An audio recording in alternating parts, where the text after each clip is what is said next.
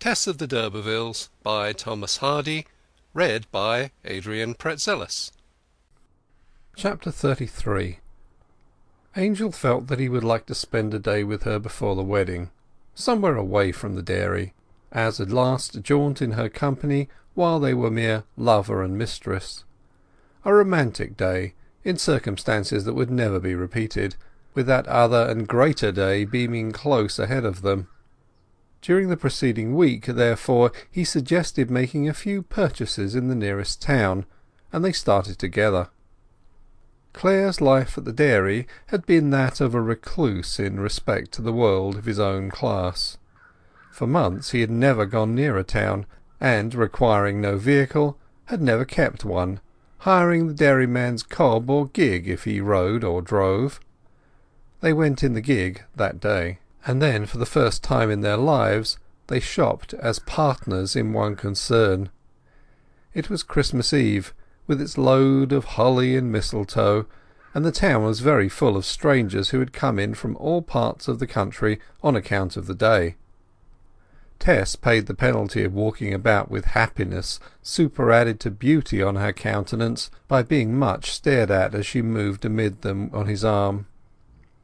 In the evening they returned to the inn at which they had put up, and Tess waited in the entry while Angel went to see the horse and gig brought to the door. The general sitting-room was full of guests, who were continually going in and out. As the door opened and shut each time for the passage of these, the light within the parlour fell full upon Tess's face. Two men came out and passed by her among the rest. One of them had stared her up and down in surprise, and she fancied he was a Trantridge man, though that village lay so many miles off that Trantridge folk were rarities there. "A comely maid that," said the other. "True, comely enough, but unless I make a great mistake—" and he negatived the remainder of the definition forthwith. Clare had just returned from the stable yard, and, confronting the man on the threshold, heard the words, and saw the shrinking of Tess. The insult to her stung him to the quick, and before he had considered anything at all, he struck the man on the chin with the full force of his fist, sending him staggering backwards into the passage. The man recovered himself, and seemed inclined to come on, and Clare, stopping outside the door, put himself in a posture of defence. But his opponent began to think better of the matter. He looked anew at Tess as he passed her, and said to Clare, "I beg pardon, sir, 'twas a complete mistake. I thought she was another woman 40 miles from here." Clare, feeling then that he had been too hasty, and that he was, moreover, to blame for leaving her standing in an inn passage, did what he usually did in such cases, gave the man 5 shillings to plaster the blow, and thus they parted, bidding each other a pacific good night. As soon as Clare had taken the reins from the ostler, and the young couple had driven off, the two men went in the other direction. "And was it a mistake?" said the second one. "Not a bit of it, but I didn't want to hurt the gentleman's feelings, not I." In the meantime the lovers were driving onward. "Could we put off our wedding till a little later?" Tess asked in a dry, dull voice. "I mean, if we wished." "No, my love, calm yourself. Do you mean that the fellow may have time to summon me for assault?" he asked good-humouredly. "No, I only meant if it should have to be put off." What she meant was not very clear, and he directed her to dismiss such fancies from her mind, which she obediently did as well as she could. But she was grave, very grave, all the way home, till she thought, "We shall go away a very long distance, hundreds of miles from these parts, and such as this can never happen again, and no ghost of the past reach there." They parted tenderly that night on the landing, and Clare ascended to his attic. Tess sat up, getting on with some little requisites, lest the few remaining days should not afford sufficient time. While she sat she heard a noise in Angel's room overhead, a sound of thumping and struggling. Everybody else in the house was asleep, and in her anxiety lest Clare should be ill, she ran up and knocked at his door, and asked him what was the matter. "Oh, nothing, dear," he said from within. "I'm so sorry I disturbed you. But the reason is rather an amusing one. I fell asleep and dreamt that I was fighting that fellow again who insulted you, and the noise you heard was my pummelling away with my fists at my portmanteau, which I pulled out to-day for packing. I'm occasionally liable to these freaks in my sleep. Go back to bed and think of it no more." This was the last drachm required to turn the scale of her indecision. Declare the past to him by word of mouth she could not. But there was another way. She sat down and wrote on the 4 pages of a note sheet a succinct narrative of those events of 3 or 4 years ago, put it into an envelope, and directed it to Clare. Then, lest the flesh should again be weak, she crept upstairs without any shoes and slipped the note under his door. Her night was a broken one, as it might well be, and she listened for the first faint noise overhead. It came as usual. He descended as usual. She descended. He met her at the bottom of the stairs and kissed her. Surely it was as warmly as ever. He looked a little disturbed and worn, she thought, but he said not a word to her about her revelation, even when they were alone. Could he have had it? Unless he began the subject, she felt that she could say nothing. So the day passed, and it was evident that whatever he thought, he meant to keep it to himself. Yet he was frank and affectionate as ever. Could it be that her doubts were childish? That he forgave her? That he loved her for what she was, just as she was, and smiled at her disquiet as a foolish nightmare? Had he really received her note? She glanced into his room and could see nothing of it. It might be that he forgave her, and even if he had not received it, she had a sudden enthusiastic trust that he surely would forgive her. Every morning and night he was the same, and thus New Year's Eve broke, the wedding day. The lovers did not rise at milking time, having through the whole of this last week of their sojourn at the dairy been accorded something of the position of guests, Tess being honoured with a room of her own. When they arrived downstairs at breakfast time, they were surprised to see what effects had been produced in the large kitchen for their glory since they had last beheld it. At some unnatural hour of the morning the dairyman had caused the yawning chimney corner to be whitened, and the brick hearth reddened, and a blazing yellow damask blower to be hung across the arch in place of the old grimy blue cotton one with a black sprig pattern, which had formerly done duty here. This renovated aspect of what was the focus indeed of the room on a dull winter morning threw a smiling demeanour over the whole apartment. "I was determined to do summat in honour on't," said the dairyman, "and as you wouldn't hear of my getting a rattling good randy with fiddles and bass viols complete, as we should have done in old times, this was all I could think of as a noiseless thing." Tess's friends lived so far off that none could conveniently have been present at the ceremony, even had any been asked. But as a fact nobody was invited from Marlott. As for Angel's family, he had written and duly informed them of the time, and assured them that he would be glad to see one at least of them here for the day, if he would like to come. His brothers had not replied at all, seeming to be indignant with him, while his father and mother had written a rather sad letter, deploring his precipitancy in rushing into marriage, but making the best of the matter by saying that, though a dairywoman was the last daughter-in-law they could have expected, their son had arrived at an age at which he might be supposed to be the best judge. This coolness in his relations distressed Clare less than it would have done had he been without the grand card with which he meant to surprise them ere long. To produce Tess, fresh from the dairy as a d'Urberville and a lady, he had felt to be temerarious and risky.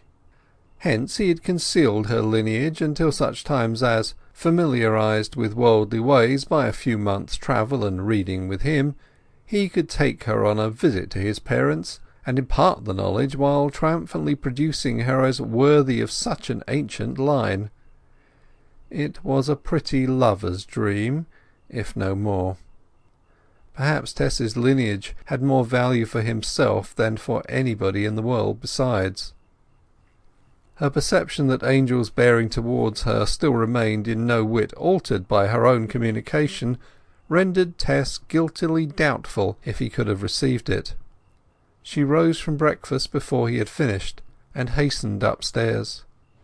It had occurred to her to look once more into the queer gaunt room which had been Clare's den, or rather eyrie, for so long, and climbing the ladder she stood at the open door of the apartment, regarding and pondering. She stooped to the threshold of the doorway, where she had pushed in the note 2 or 3 days earlier in such excitement. The carpet reached close to the sill, and under the edge of the carpet she discerned the faint white margin of the envelope containing her letter to him, which he obviously had never seen, owing to her having in her haste thrust it beneath the carpet as well as beneath the door. With a feeling of faintness she withdrew the letter. There it was, sealed up just as it had left her hands. The mountain had not been removed. She could not let him read it now, the house being in full bustle of preparation, and descending to her own room she destroyed the letter there. She was so pale when he saw her again that he felt quite anxious. The incident of the misplaced letter she had jumped at as if it prevented a confession, but she knew in her conscience that it need not. There was still time. Yet everything was in a stir. There was coming and going. All had to dress, the dairyman and Mrs Crick having been asked to accompany them as witnesses, and reflection or deliberate talk was well nigh impossible. The only minute Tess could get to be alone with Clare was when they met upon the landing. "I'm so anxious to talk to you. I want to confess all my faults and blunders," she said with affected lightness. "No, no, we can't have any faults talked of. You must be deemed perfect to-day, at least, my sweet," he cried. "We shall have plenty of time hereafter, I hope, to talk over our failings. I will confess mine at the same time. But it would be better for me to do it now, I think, so that you could not say—" "Well, my quixotic one, you shall tell me everything. Say, as soon as we are settled in our lodging, not now. I too will tell you my faults then. But do not let us spoil the day with them. They will be excellent matter for a dull time." "Then you don't wish me to, dearest?" "I do not, Tessie, really." The hurry of dressing and starting left no time for more than this. Those words of his seemed to reassure her on further reflection. She was whirled onward through the next couple of critical hours by the mastering tide of her devotion to him, which closed up further meditation. Her one desire, so long resisted, to make herself his, to call him her lord, her own, then, if necessary, to die, had at last lifted her up from her plodding, reflective pathway. In dressing she moved about in a mental cloud of many-coloured idealities which eclipsed all sinister contingencies by its brightness. The church was a long way off, and they were obliged to drive, particularly as it was winter. A close carriage was ordered from a wayside inn, a vehicle that had been kept there ever since the old days of post-chaise travelling. It had stout wheel spokes and heavy felloes, a great curved bed, immense straps and springs, and a pole like a battering ram. The postilion was a venerable boy of 60, a martyr to rheumatic gout, the result of excessive exposure in youth, counteracted by strong liquors, who had stood at indoors doing nothing for the whole 25 years that had elapsed since he had no longer been required to ride professionally, as if expecting the old times to come back again. He had a permanent running wound on the outside of his right leg, originated by the constant bruisings of aristocratic carriage poles during the many years that he had been in regular employ at the King's Arms, Casterbridge. Inside this cumbrous and creaking structure, and behind this decayed conductor, the partie carrée took their seats, the bride and bridegroom and Mr. and Mrs. Crick. Angel would have liked one at least of his brothers to be present as groomsman, but their silence after his gentle hint to that effect by letter had signified that they did not care to come. They disapproved the marriage, and could not be expected to countenance it. Perhaps it was as well that they could not be present. They were not worldly young fellows, but fraternizing with dairy folk would have struck unpleasantly upon their biased niceness, apart from their views of the match. Upheld by the momentum of the time, Tess knew nothing of this, did not see anything, did not know the road they were taking to the church. She knew that Angel was close to her. All the rest was a luminous mist. She was a sort of celestial person who owed her being to poetry, one of those classical divinities Clare was accustomed to talk to her about when they took their walks together. The marriage being by licence, there were only a dozen or so of people in the church. Had there been 1,000, they would have produced no more effect upon her. They were at stellar distances from her present world. In the ecstatic solemnity with which she swore her faith to him, the ordinary sensibilities of sex seemed a flippancy. At a pause in the service, while they were kneeling together, she unconsciously inclined herself towards him, so that her shoulder touched his arm. She had been frightened by a passing thought, and the movement had been automatic, to assure herself that he was really there, and to fortify her belief that his fidelity would be proof against all things. Clare knew that she loved him. Every curve of her form showed that. But he did not know at this time the full depth of her devotion, its single-mindedness, its meekness. What long-suffering it guaranteed, what honesty, what endurance, what good faith. As they came out of church the ringers swung the bells off their rests, and a modest peal of 3 notes broke forth, that limited amount of expression having been deemed sufficient by the church builders for the joys of such a small parish. Passing by the tower with her husband on the path to the gate, she could feel the vibrant air humming round them from the louvered belfry in a circle of sound, and it matched the highly charged mental atmosphere in which she was living. This condition of mind, wherein she felt glorified by an irradiation not her own, like the angel whom St. John saw in the sun, lasted till the sound of the church bells had died away, and the emotions of the wedding service had calmed down. Her eyes could dwell upon details more clearly now, and Mr. and Mrs. Crick, having directed their own gig to be sent for them, to leave the carriage to the young people, she observed the build and character of that conveyance for the first time. Sitting in silence, she regarded it long. "I fancy you seem oppressed, Tessie," said Clare. "Yes," she answered, putting her hand to her brow. "I tremble at many things. It is all so serious, Angel. Among other things, I seem to have seen this carriage before, and to be well acquainted with it. It is very odd. I must have seen it in a dream." "Oh, you have heard the legend of the d'Urberville coach, that well-known superstition of this county about your family when they were very popular here, and this lumbering old thing reminds you of it." "I've never heard of it to my knowledge," said she. "What is the legend? May I know it?" "Well, I would rather not tell it in detail just now. A certain d'Urberville of the 16th or 17th century committed a dreadful crime in his family coach, and since that time members of the family see or hear the old coach whenever But I'll tell you another day. It is rather gloomy. Evidently some dim knowledge of it is brought back to your mind by the sight of this venerable caravan." "I don't remember hearing it before," she murmured. "Is it when we are going to die, Angel, that members of my family see it, or is it when we have committed a crime?" "Now, Tess!" He silenced her by a kiss. By the time they reached home she was contrite and spiritless.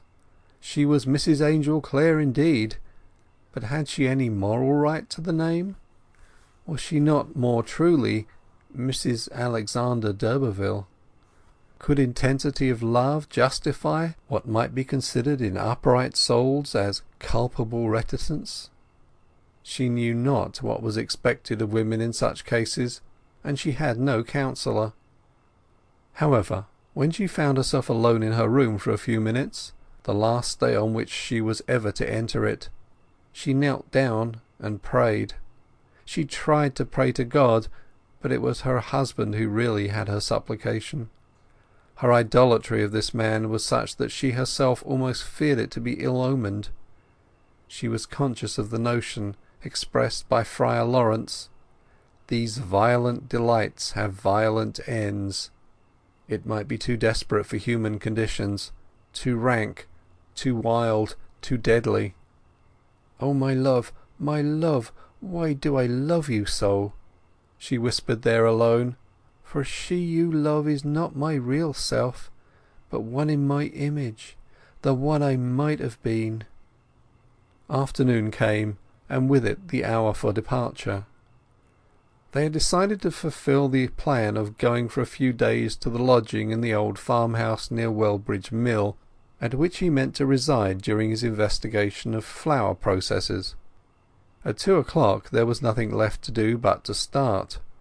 All the servantry of the dairy were standing in the red brick entry to see them go out, the dairyman and his wife following to the door. Tess saw her 3 chambermaids in a row against the wall, pensively inclining their heads.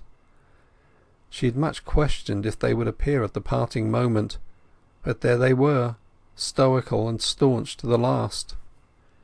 She knew why the delicate Retty looked so fragile, and is so tragically sorrowful, and Marian so blank, and she forgot her own dogging shadow for a moment in contemplating theirs.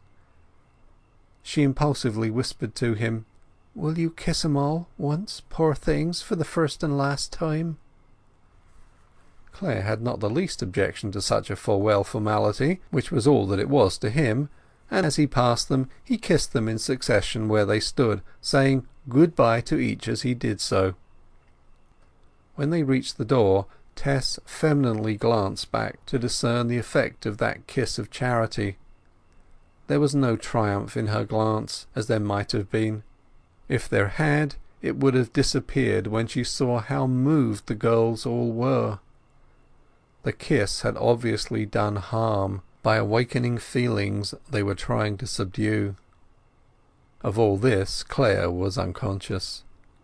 Passing on to the wicket-gate, he shook hands with the dairyman and his wife, and expressed his last thanks to them for their attentions, after which there was a moment of silence before they moved off. It was interrupted by the crowing of a cock. The white one with the rose comb had come and settled on the palings in front of the house, within a few yards of them, and his notes thrilled their ears through, dwindling away like echoes down a valley of rocks. "Oh," said Mrs. Crick, "an afternoon crow." 2 men were standing by the yard gate, holding it open. "That's bad," one murmured to the other, not thinking that the words could be heard by the group at the door wicket. The cock crew again, straight towards Clare. "Well," said the dairyman. "I don't like to hear him," said Tess to her husband. "Tell the man to drive it away. Goodbye, goodbye." The cock crew again. "Hoosh! Just you be off, sir, or I'll twist your neck," said the dairyman with some irritation, turning to the bird and driving him away.